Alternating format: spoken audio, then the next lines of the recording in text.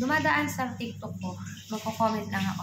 Nung dumaan sa TikTok ko yung tatanong, mga tatanong, nasa business world na diskarte o diploma. Ang akin lang, bakit kailangan yung ihiwalay ang diskarte at ang diploma? Bakit kailangan yung iset aside yung kahalagahan ng edukasyon? Dapat hindi. Kasi, the more na ini-encourage niyo yung ibang kabataan na i-drop, kasi ganun yung pinopoint doon sa diskarte eh. Ini-encourage niyo silang dumiskarte at huwag na mag-aral. Kung kayo ba nasa poder ng mga bata na nag-aaral, no? Yung mga anak niyo, nasasabihan nyo kaya yung mga anak niyo na anak, huwag ka nang mag-aral. Baka nga yung anak ng mga nasa world class business dyan, na mga business dyan, na business world dyan, ha? Nasa private school pa, nag-take pa ng mga kurso. Baka nga yung ibang anak ng mga nag-business dyan, o sa business world, ay mga police, doktor, nurse, teacher. Diba? Kaya bakit nyo kailangan kapiliin ng tao, ang mga estudyante, ang mga kabataan, na diskarte o diploma, tapos gagawa kayo ng mga platforms, gagawa kayo ng mga motivational na kung saan it's implicitly applied na dinadrop ng bata yung gusto niya magkaroon ng diploma. Kasi bakit? Na-encourage niya kasi sila. Sobra kasing galing yung mag-sales talk eh. Kumbaga, lalabas kayo sa TikTok, sabihin nyo na ganito ganyan para lang magkaroon kayo ng kasama sa business nyo. Sana, maisip nyo din na ang mga kabataan, yan talaga yung pag-asa ng bayan. Bakit kailangan mamili? Diskarte o diploma? Hindi nyo ba pwedeng sabihin? Bilang mga business, mga nasa business world, no? Bakit hindi nyo na lang sabihin sa mga estudyante na habang nag-aaral kayo, pwede kayong dumiskarte? Mga working student. Diba? May iba nga nakakapagtapos ng pag-aaral, mga working student eh. Mga OFW dito, mga working, nag-aaral. Yung iba nga, magkukuha pa ng exam, kukuha pa ng mga bar exam, ang iba. Pagkatapos magtrabaho. So, ibig sabihin, hindi lahat ng OFW, hindi lahat ng mga nagtatrabaho, dinrap nila yung pag-aaral nila talaga. Yung isinuko na for lifetime. For good. Ibig sabihin lang nun, isinet aside lang ng mga kagaya namin yung diploma. But it doesn't mean na idinrap namin ang diploma namin para magkapera kami. Kasi mahalaga pa rin ang may bitbit kang diploma sa kahit na saang larangan. Kasi darating at darating yung araw na hindi lahat malakas. Malakas ang kinikita mo dyan, kikita ka ng malaki dyan. Tatanungin ka ng anak mo. Diba? Tatanungin ka ng anak mo, ano natapos mo? Ikaw, sasabihin mo ba sa anak mo na huwag ka na mag-aral? Dumiskarte ka na lang.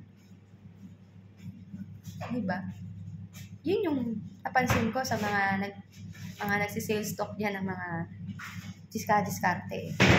Which is sana, i-encourage nyo yung mga kabataan na mas mag-build sila bilang sila, hindi bilang isang kasama nyo sa business mo. Kasi darating at darating yung araw na kailangan hindi nila ang diploma. Maaari may yumaman na hindi na kailangan ng diploma. Pero di ba mas masarap pa rin sa feeling na yung sinasabing legacy na iiwan mo sa pamilya mo, diploma. Kasi yun na lang yung bagay na hindi mawawala sa iyo, ang diploma. Kasi pag may diploma ka, may access ka. Pwede ka magtrabaho. Kung nananawa ka ng maging domestic worker, may diploma ka, pwede ka mag-apply sa ibang company. Kung nagsasawa ka ng maging janitor at naisip mo mag-aral ulit, laging open yung edukasyon eh. Kahit anong edad ka pa. Yung iba nga, mas pinipili nila dalawa eh. Didiskarte muna, tapos babalik kasi pag-aaral. Isinet aside, but it doesn't dinrap nila yung kagustuhan nila. Magkaiba yun. Magkaiba ang idinrap sa isinet aside. Kasi kung idinrap nila yan, for good yan. Pero kung ang iba sa amin, bumabalik ng bansa para itapusin ang pag-aaral nila, pwede naman kasing pareho. Ewan ko sa mga nasa business world, mga motivational speaker na nagsasabi na ang pera dapat ikaw ang kumukontrol sa pera, hindi pera ang kumukontrol sa iyo. Kaya ang tanong ko sa inyo, sino ba ang kumukontrol sa inyo? Sino ba ang kinokontrol ng pera? Kasi kung hindi kayo kinokontrol ng pera, so para saan? At para saan? Bakit diskarte? Bakit diskarte lang? Uulitin ko, huwag nating bigyan ng dahilan ang kabataan na i-drop ang kanilang pag-aaral dahil napakahalaga ng edukasyon. Dito nakasalalay ang magandang kinabukasan ng mga bata.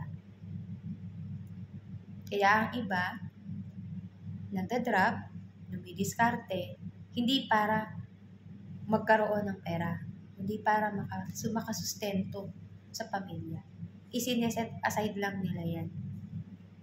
So, hindi ibig sabihin, i-give up na nila ang buong buhay nila.